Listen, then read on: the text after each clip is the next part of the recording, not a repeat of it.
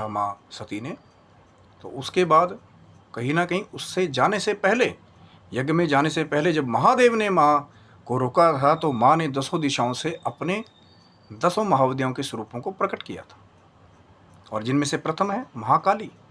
महाकाली का रूप प्रथम इसलिए कि कहीं ना कहीं ऊर्जा देने वाली माँ की शक्ति है, बड़ी ही प्रचंड शक्ति है, और कहीं ना कहीं एक ऐसी अखंड शक्ति है कि जिसका कोई भी पार पाना तो दूर,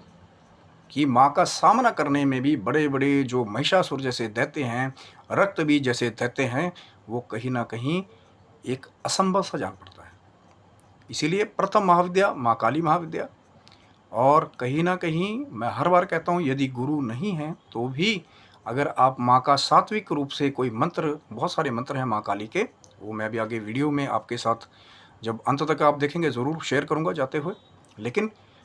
चर्चा फिर करने से पहले फिर आपको वही बात कह दे रहा हूँ कि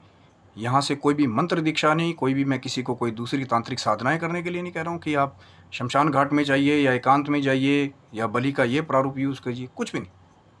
सिर्फ माँ की भक्ति से आपको जोड़ने के लिए, माँ की महिमा का गुणगान करने के लिए कि प्रथम महाविद्या कौन सी है। कई बार भक्त जाते हैं ना दूसरे दूसरे लोगों के पास में, तो सुनने को मिलता है कि भैया 10 महाविद्याएं हैं,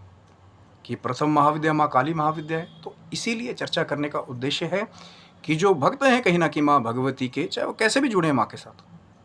उनको वो जानकारी प्राप्त हो कि माँ काली का स्वरूप जो है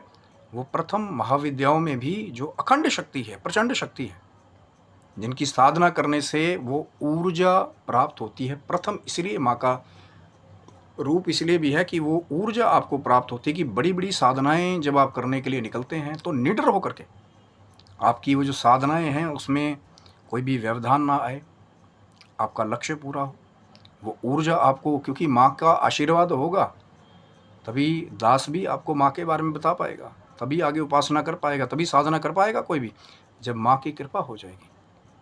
और जब प्रथम महाविद्या की कृपा हो गई कि पहले आपने गणेश जी का आराधन पूजन किया, देखिए कोई भी साधना है, चाहे सात्विक साधना है, चाहे तांत्रिक है, चाहे कोई भी साधना है, चाहे शाबर मंत्र की साधना है, गणेश जी का ध्यान, आराधन पूजन सबसे पहले बहुत ज़रूरी है। आराधन पूजन किया, उसके बाद फिर यदि आपने गुरु मंत्र कोई भी प्राप्त किया है या आपको प्राप्त है